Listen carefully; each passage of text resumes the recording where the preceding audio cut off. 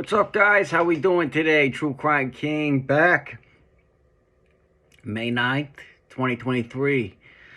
And all right, so I'm going to be playing the Letecia Stauch sentencing. The judge says everything that I could possibly say. He says it very well. So I'm not going to be doing any talking. I'm just going to let you guys listen and hear what the judge has to say to this monster. I think he definitely made the right decision, and I think Letecia is a piece of shit. So, with that, I'm gonna let you guys watch it. Here we go. A parent's worst nightmare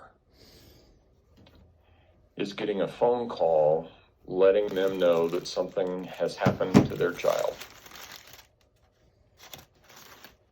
How much worse must that nightmare be when law enforcement asks not for a picture of your loved one, but rather DNA and dental records?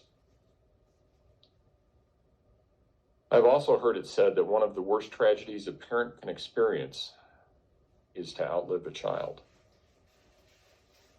I have known people, both professionally and personally, who have gone through that. It never leaves them, but the sharpness of the pain does diminish to some extent over time. I cannot fathom the pain Mr. Stauch and Ms. Bullard have experienced as a result of the defendant's actions. A sentence in a criminal case such as this will not change the fact that their son's life was taken from them, and no sentence I impose and nothing I say will ever change that fact.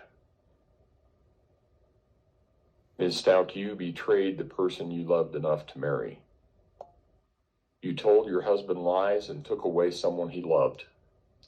You took away every day that Mr. Stauch or Ms. Bullard could have had with their son. When you take a life, regardless of how you do that, you forever alter the future. Neither Mr. Stauch nor Ms. Bullard will ever see their son graduate from high school, go through the joy and the pain of that first love, or get married. They will never know what kind of impact their son may have had on the world if only he had lived to become an adult. And had Gannon's body not been found, they never would have known what happened to Gannon. They would always have had a lingering doubt about what happened to Gannon. And I cannot imagine the pain and sense of loss associated with that. You betrayed your daughter, Harley Hunt.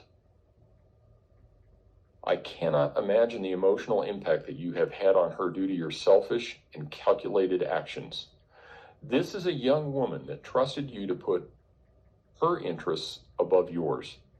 This is a young woman who believed in you and believed you were innocent of this crime right up until the time that you pled not guilty by reason of insanity. And she still loves you. That's natural for a child, and it doesn't matter how much older they get. You were supposed to protect her. I cannot imagine the guilt she feels or the therapy that she will need to address your betrayal. There is no evidence that she had anything to do with the murder or your cover-up of it, but some people still think that she is somehow involved. She wasn't. The incredible strength of will and courage that it took for her to come in and testify is amazing to me. But she did it because, as she said, it was the right thing to do. And while thankfully she didn't testify, let's not forget about Lena. You betrayed her too. You took her brother from her and forever altered her family dynamics. She will always wonder who she can trust and will always feel that loss. She was there the day you killed Gannon. His body was still in the house when she got back from school. At some point, you even claimed this 8-year-old girl helped you move her brother's body from the basement to the back of your car. That's just simply not true. As she gets older, Lena is going to want to know more, and she's going to want to know if there was something that she could have done to prevent this. I hope she comes to realize that she has no fault in all of this. You betrayed your stepson, and you took his life. You took away everything he was and everything he could ever become. I can't imagine the terror and confusion that he must have felt in the last moments of his life when he knew his life was being taken by someone he trusted to protect it. Your attempt to raise the claim that you did this because of your adverse childhood is also a betrayal of people that have mental health issues. It is no secret that there is a large part of our population that has mental health issues. It's also no secret that our country and our health system could do a much better job addressing mental health issues than it does. However, the number of people with mental health issues who become violent is small, and the number who become murderers is smaller still. Your claim that a mental health issue caused the murder in this case is a disservice to all those who struggle with mental health issues every day. This isn't the first case I have presided over in which sanity or a mental condition of the defendant has been raised as a defense. I have had cases where the defendant's mental condition caused the defendant to act out in a certain fashion. But even in those cases, I have never seen conduct like this. I understand the claim of dissociative identity disorder. I have seen something resembling that, and I have seen defendants with schizophrenic disorders. I can understand those. What I have seen is that the mental condition causes the person to act a certain way, and when they realize what they did, they are astonished by what happened, or they have no memory of what happened. Your claim is that it was another personality that murdered Gannon, but there is no time during the minutes, hours, and days following the murder where Letecia came out and wondered, gee, why am I carrying a body around in my luggage? That just isn't credible. You knew what you were doing. You made a number of clear and conscious decisions to cover or disguise what you had done. Claiming a lack of motive is a common defense tactic, and it can be a sound strategy. The truth is, however, that it only takes a moment to make a bad decision that results in disastrous consequences. And oftentimes, we never know why a defendant chose a particular course of action. However, that does not mean that they did not intend to undertake a course of action. Sometimes, as in this case, the likely explanation is anger. An 11-year-old boy with burns who feels that he's not being taken care of. An 11-year-old boy on the verge of being a teenager. Those of us who have lived through people or kids that were teenagers, we know how that is. It is not hard to imagine Gannon saying something, "You're not my mom. I want my mom. I want my dad." And that would be enough to make you really angry. But anger is not an excuse. A defendant is responsible for the choices they made and the actions they undertook, even though those choices arose out of or were motivated by anger. It's clear that you hated and were jealous of Landon Bullard. You saw yourself as a better mother than she was. It's clear from the evidence that you had some resentment from being left with Mr. Stauch's children. It's clear you had some resentment toward Mr. Stauch because he traveled as part of his job. Some of that manifested as early as Al's assignment in Alaska when you made allegations against the people in his unit. That caused Al to have to return from Alaska. And in one of the phone calls that were played for the jury, you talked about having to take care of his kids while he was away, and what a good mother you were. It's clear you felt trapped. You wanted out. You were searching for a new job and a new location in Florida. Mr. Stauch had been gone on his new assignment for less than 2 days when the fire in the basement occurred. I can imagine that you saw your whole future consisting of taking care of Mr. Stauch's children while he was off doing his thing, and that's not the future that you wanted. I can imagine Gannon, at some point after he sustained his burns, telling you wanted his real mom, and how that comment would have made you angry. You took your frustration and anger for the marriage, the child care, the absence of Al, and even living in Colorado. You took all of that out on Gannon. The evidence suggests you first stabbed Gannon repeatedly, 18 times. Based on the number of defensive wounds, he was clearly conscious for some of that. He was certainly gravely wounded.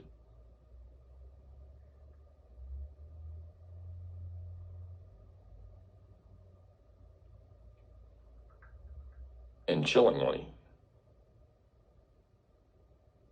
it would also explain how you were able to mimic the sound of Gannon breathing in one of your sessions with Dr. Lewis. Those were probably close to his last breaths. He was dying but not dead. The evidence could also lead one to conclude that he either fell or rolled off the bed where you shot him in the head and then beat him with the butt of a gun or a baseball bat. That would explain the blood found at different levels on the walls in Gannon's bedroom.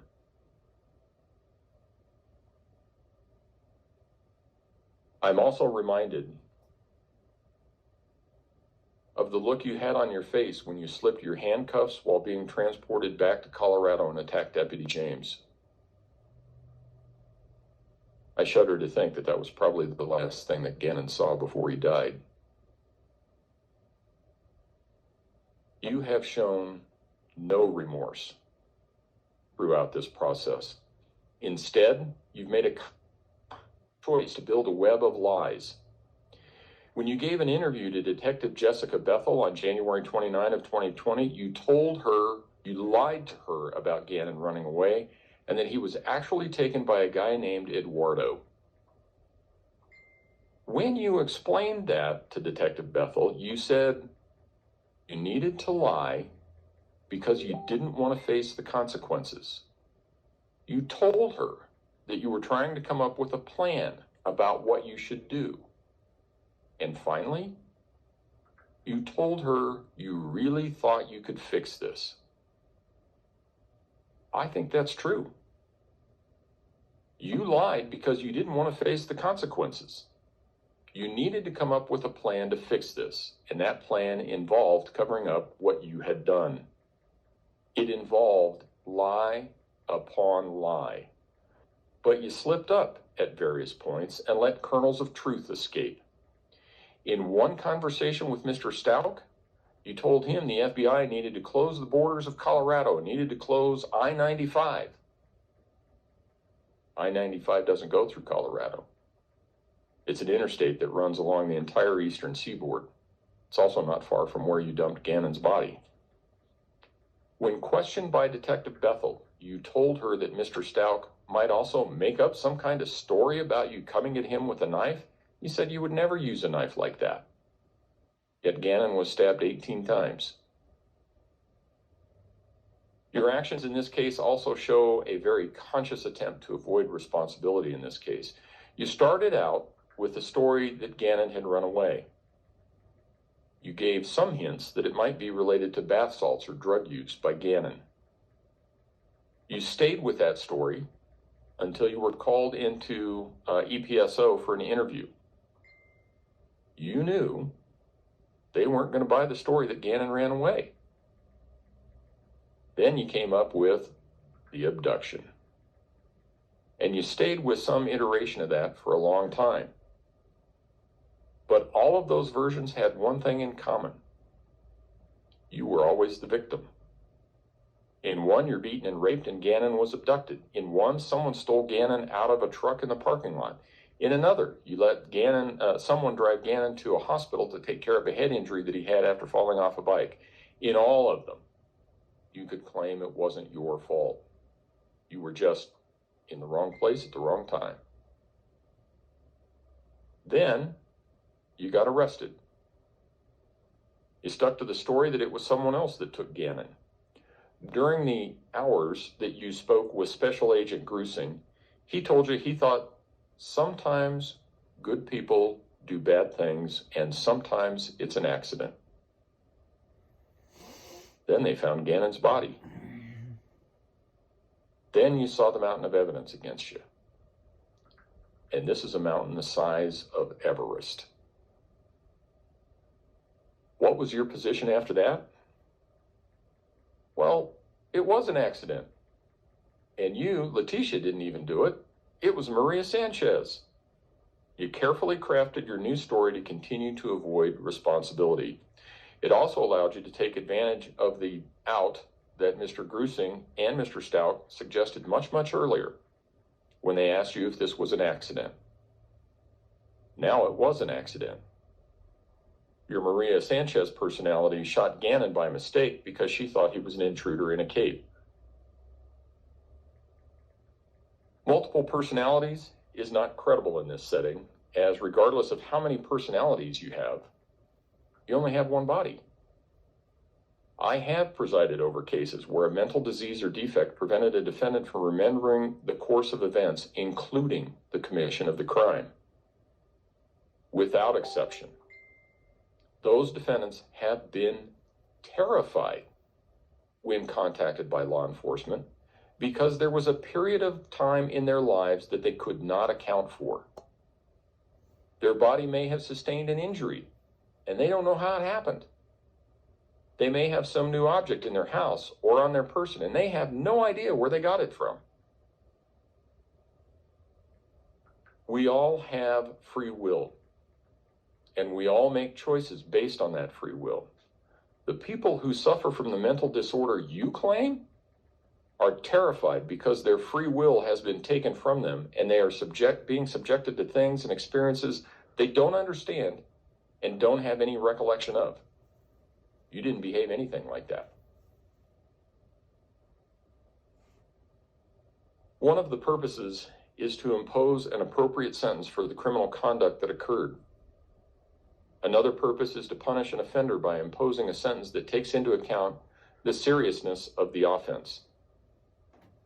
Yet another purpose of sentencing is to prevent crime and promote respect for the law by providing an effective deterrent to others likely to commit a similar offense. Anyone who's been in my courtroom before knows that I've said sentencings are the most difficult thing that I do. That's especially true in cases where someone has lost his or her life. Nothing I or the law can do will ever bring that person back. I have handled hundreds, if not thousands, of criminal cases over the years. I think at this point in my career, I've presided over something like 200 jury trials. I've sentenced hundreds more defendants pursuant to plea agreements. This is not the first murder case that has come before me. This is not the first case I have presided over which involves harm to a child. This is not the first case I have had where a person who was in an unhappy marriage committed a crime. Sadly, statistically, there is a high correlation between violent acts, including murders, and family members. I have had a number of cases which have demonstrated one person's capacity for cruelty toward another human being. I can, however, say without hesitation that the facts in this case are the most horrific I have ever seen. Your conduct in this case deserves the maximum punishment that I can impose under Colorado law. As such, with respect to the charge of first-degree murder after deliberation, I remand you to the custody of the Colorado Department of Corrections for the remainder of your life with no possibility of parole.